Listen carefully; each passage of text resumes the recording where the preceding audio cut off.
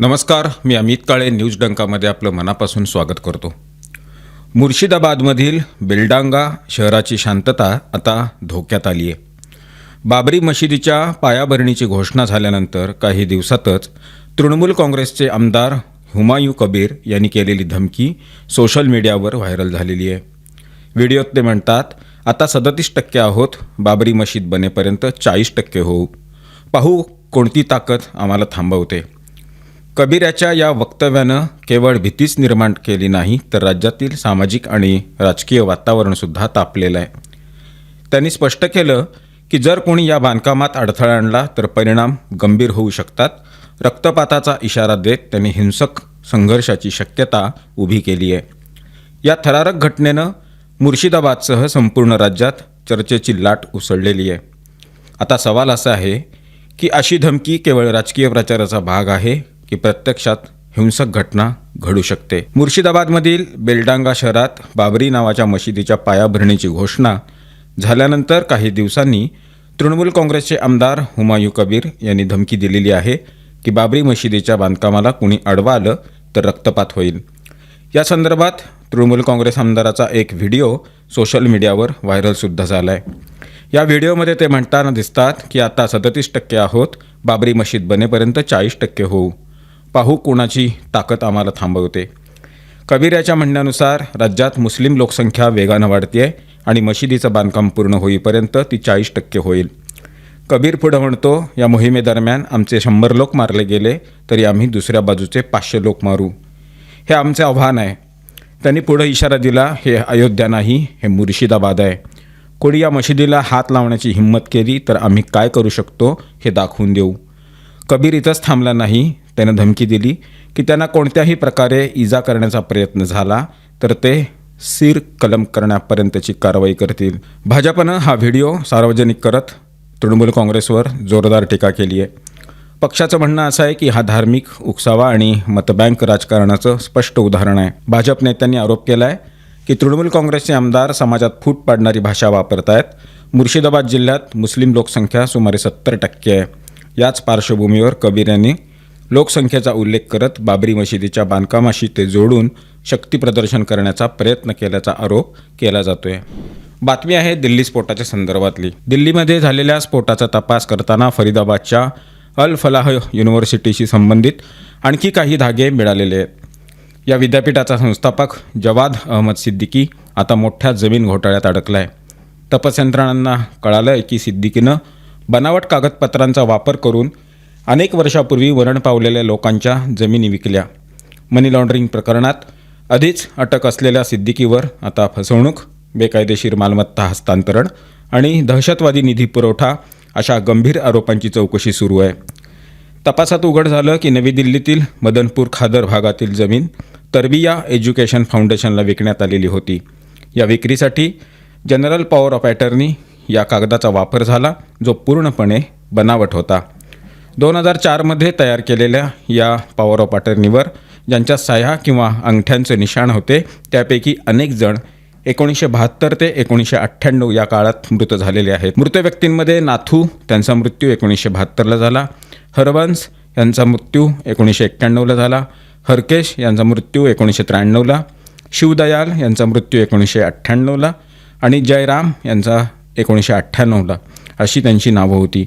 अशा मृत व्यक्तींच्या नावानं हस्ताक्षर आणि अंगठ्यांचं निशाण बनावटपणे वापरून ही जमीन 2013मध्ये 75 लाख रुपयांना त्या फाउंडेशनला विकण्यात आली. अधिकाऱ्यांच्या मते ही संपूर्ण व्यवहार प्रक्रिया प्रत्येक स्तरावर बेकायदेशीर आहे.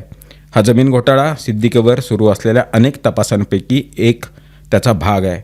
सिद्दी शिक्षण, सॉफ्टवेअर आणि इतर क्षेत्राशी संबंधित किमान 15 कंपन्यांशी जोडलेला आहे.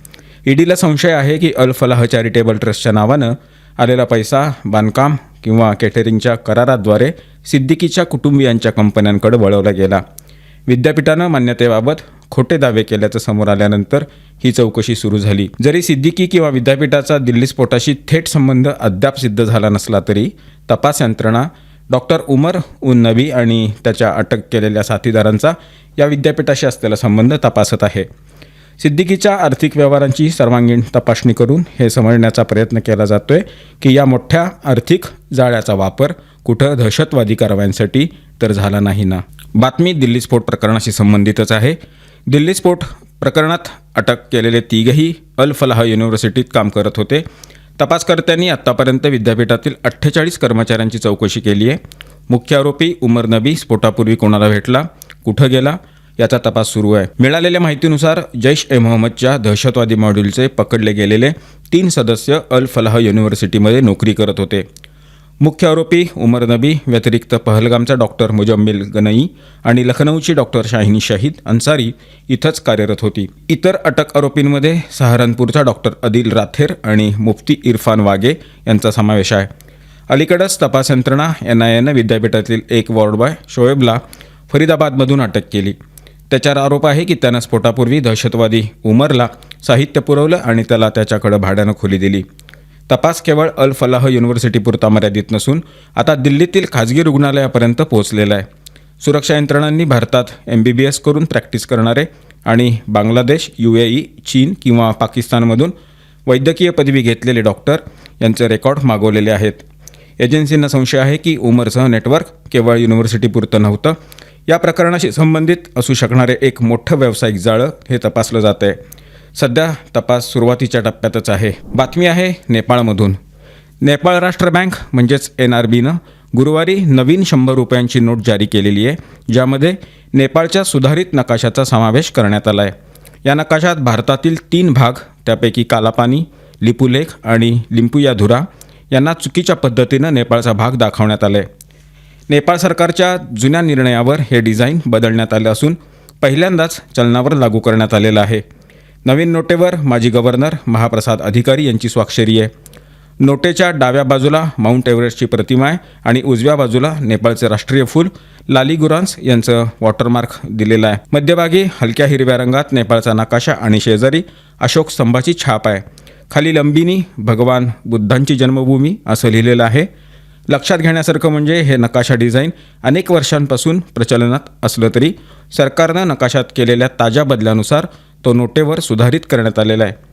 नोटेच्या मागील बाजूस एक शृंगी गेंडा आणि त्याचं पिल्लू छापलेलं आहे. तसंच सुरक्षा धागा आणि दृष्टीबाधितांसाठी उठावदार काळे ठिपकेसुद्धा यावर देण्यात आलेत. NRBच्या प्रवक्त्यांच्या मते 100 रुपयांच्या नोटेवर आधीपासूनच नकाशा होता आणि सरकारच्या निर्णयानुसार तो सुधारित करण्यात आलेला आहे. 10, 50, 500 आणि 1000 रुपयांच्या नोटांपैकी केवळ 100 रुपयांच्या नोटेवरच नकाशा असतो. जून 2020मध्ये तत्कालीन पंतप्रधान KP शर्मा ओली यांच्या सरकारनं संसदेमधील मंजुरीनंतर नवीन नकाशा जारी केला होता. यात भारताचे कालापानी, लिपुलेख आणि लिंपियाधुरा हे प्रदेश नेपाळच्या सीमेत दाखवण्यात आलेले होते.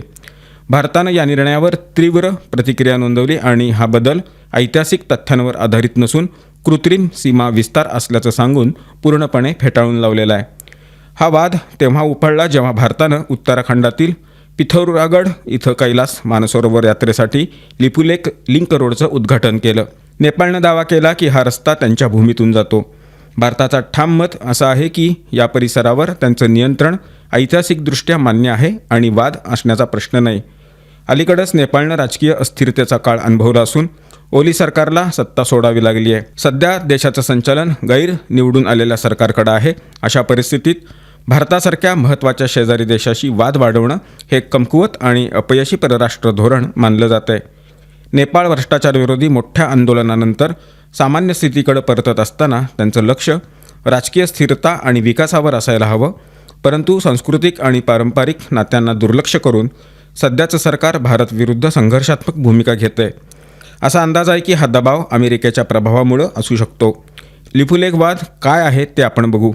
लिपुलेख भारत, नेपाळ, चीन यांच्या संगमस्थळी असून भारत आणि नेपाळ यांच्यातील विवादित क्षेत्र आहे. 1815च्या सुगौली तहानुसार सीमा काली नदीनं ठरते. काली नदीच्या पश्चिमेला असलेलं क्षेत्र नेपाळचा भाग अशी नेपाळची भूमिका आहे. तर भारताची भूमिका अशी आहे की काली नदीचं खरं उगमस्थान नेपाळ सांगतो त्यापेक्षा खाली आहे. हे क्षेत्र उत्तराखंडात मोडतं. नेपाळचा दावा ऐतिहासिक पुराव्यांशिवाय आहे असं भारताचं मत आहे. मित्रांनो, या व्हिडिओच्या माध्यमातून मांडण्यात आलेले विषय आपल्याला कसे वाटले याबद्दलची आपली मतं, आपल्या प्रतिक्रिया कमेंट बॉक्समध्ये अवश्य लिहा. व्हिडिओ लाईक करा, जास्तीत जास्त लोकांच्यापर्यंत शेअर करा, आपल्या मित्रपरिवारामध्ये सुद्धा शेअर करा आणि आमचं चॅनल आठवणीनं सबस्क्राईब करायला विसरू नका. धन्यवाद आणि नमस्कार.